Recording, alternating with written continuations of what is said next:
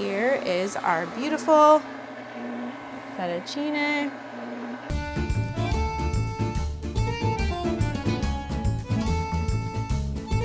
We are going to make our pasta dough using a stand mixer. You can use any stand mixer for this as long as it's nice and sturdy. We are going to use the dough hook. So we are going to be making 2 servings, 1 cup of extra fine 00 flour. You can also use all purpose, 2 whole large eggs. So each egg is 1 serving, and half of a teaspoon of salt. So let's just add our flour. I'm going to just make a little well.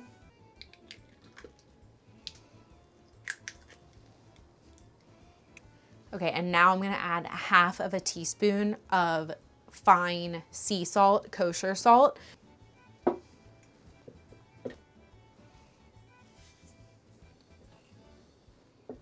And now we are just going to lock our machine. When making it on a stand mixer or a KitchenAid, that dough hook is gonna keep getting pretty doughy, and sometimes you have to just manually help it out. Most likely, depending on your environment, you're gonna be adding more flour to the dough. Okay, so here goes.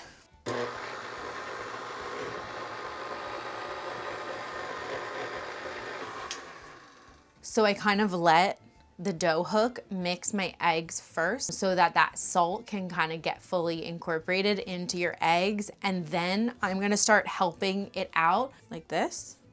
You can do that. You can shut your machine off to do that, or be super careful and do it while the machine is running.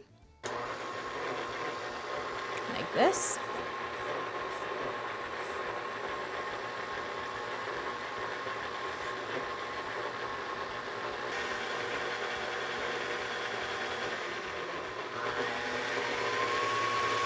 A little faster.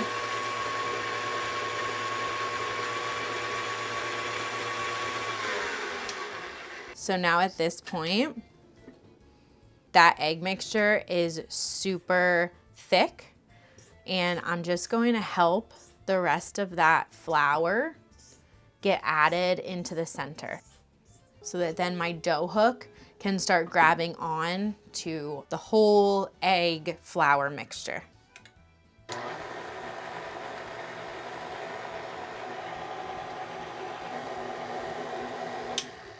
Okay, so now you can see it's all kind of combined. It'll just be helping the dough out a little bit at a time.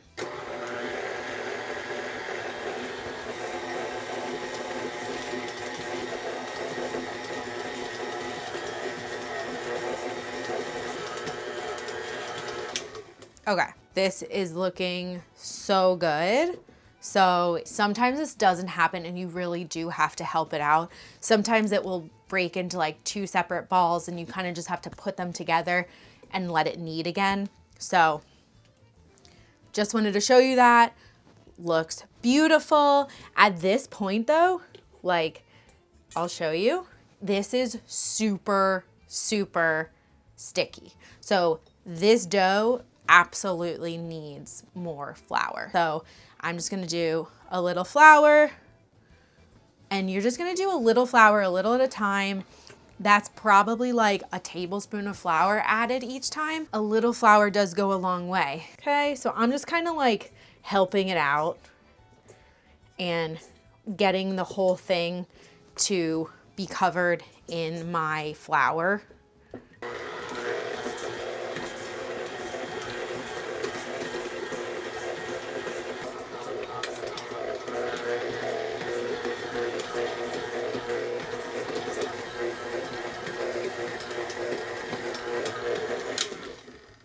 Okay, so now we are just going to finish rolling this into a dough ball.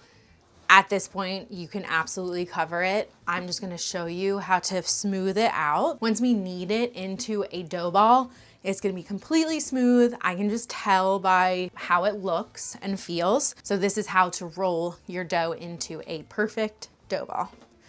So kneading method, top over itself. With the heel of your palm, you're going to just push it through, and you're gonna just keep rotating that 90 degrees push it through.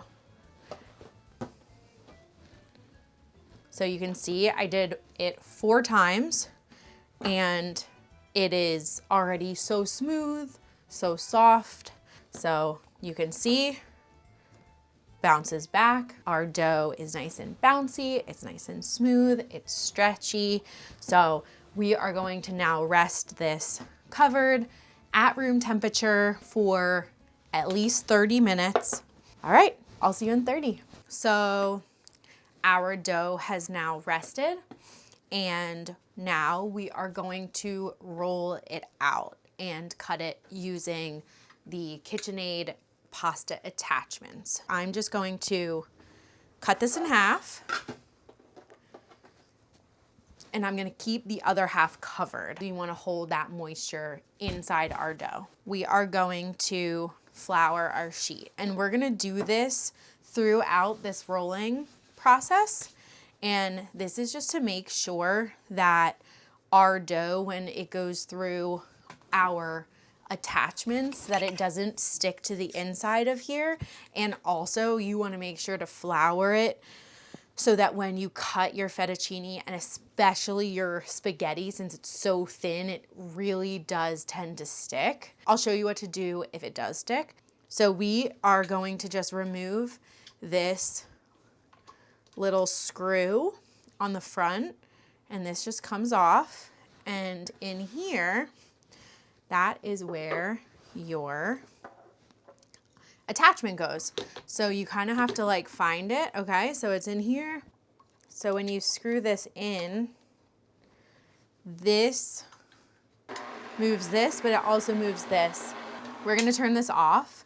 So first thing we wanna do is make sure we're on level 1. So level 1 is the widest for the KitchenAid attachments. I know some manual machines, possibly some attachments might go backwards. So just make sure when you move them, if it gets smaller, you're gonna want the widest one. You're gonna want the one that's the absolute widest. So what we're gonna do is we're gonna do one way through on each level. So we just wanna ease up the levels. So you just wanna do it slowly. So this is my dough. I've just pushed it down by hand. This dough is super soft and pliable.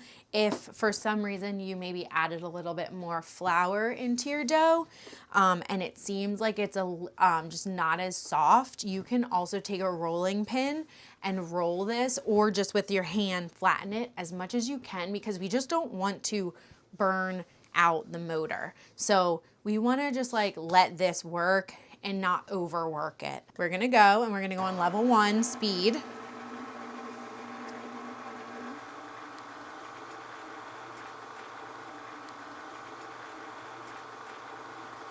I just wanna make sure, you know, it's well floured for the cutting process.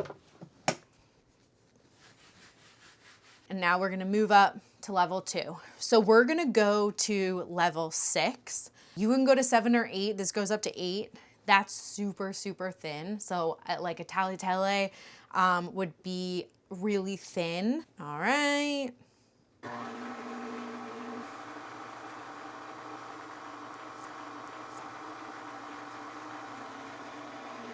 Okay. So we're good. So right now you can see that there's still flour on it.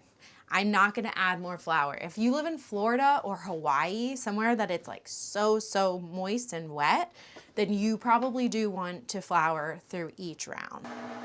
Level 3.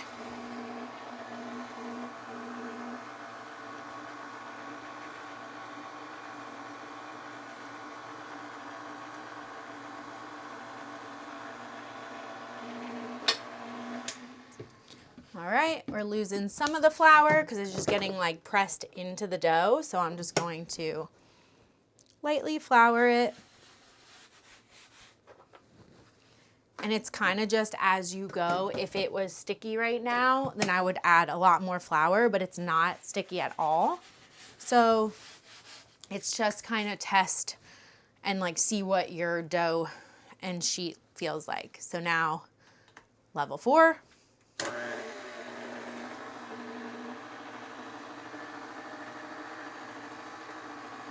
And you can definitely go faster.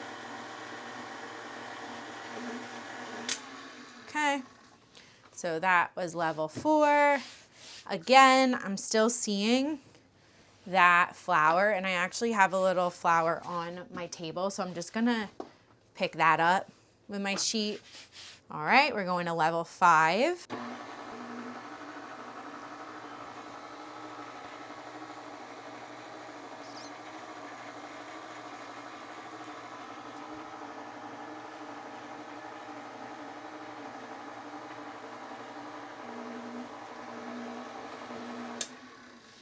All right, and you can see how long it's getting. So we're gonna go through to level 6. So we're on level 6 right now. I'm gonna flatten it, and then I'm gonna cut it in half. I'm gonna show you how to cut fettuccine versus spaghetti. Okay, level 6.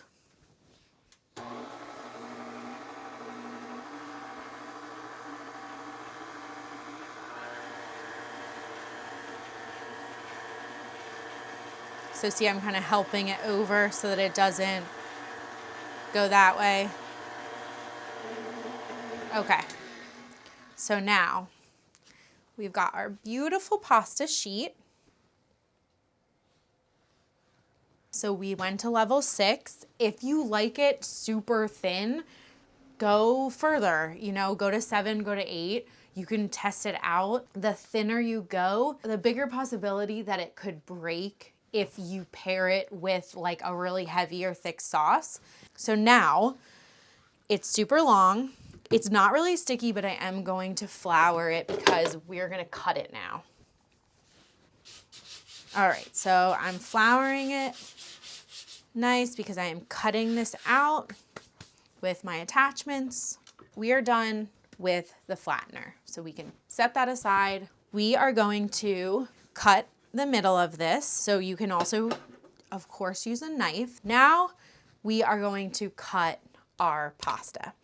The classic version, you're gonna have a fettuccine and a spaghetti. So we're gonna start with our fettuccine.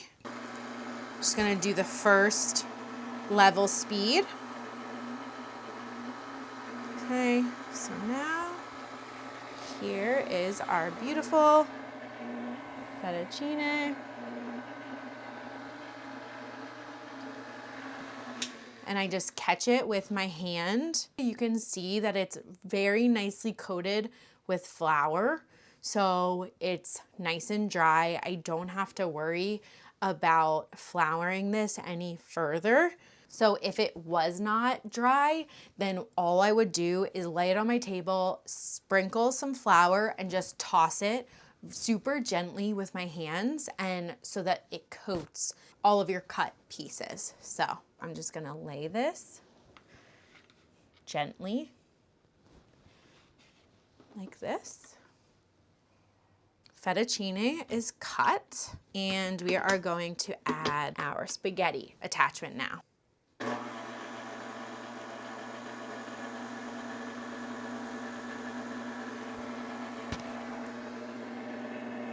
And just like I did, I'm just gonna catch it about halfway through. And I am just going to gently lay this down.